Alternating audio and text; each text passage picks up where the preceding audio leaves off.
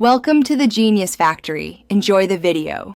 You start by signing into your Google account and confirming recovery info so you won't lose access later. Once logged in, open the app launcher and pin Gmail, Drive, and Docs for quick access. Make sure two-step verification is set. It's a small step that prevents big problems. While you're there, set a clear display name and profile photo so collaborators recognize you.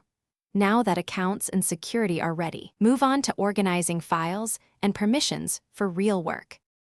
You'll now create a tidy folder hierarchy in Drive, projects, shared archives, and move existing files into that structure. Once done, apply sharing permissions at the folder level so new files inherit the right access. Choose Viewer, Commenter, or Editor carefully. Use Docs and Sheets templates to standardize reports and meeting notes, and add Drive shortcuts to relevant folders for quick navigation. While organizing, make sure to enable offline access for critical files in case you lose internet during a deadline. You finish by enabling real-time collaboration. Add comments, accept suggestions, and check version history to recover content if needed. Schedule meetings with Calendar, attach Drive files, and use Meet links for instant video calls. Automate recurring tasks with calendar events and simple app sheet or workspace add-ons when repetitive work emerges.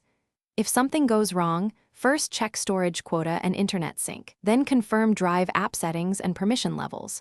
If issues persist,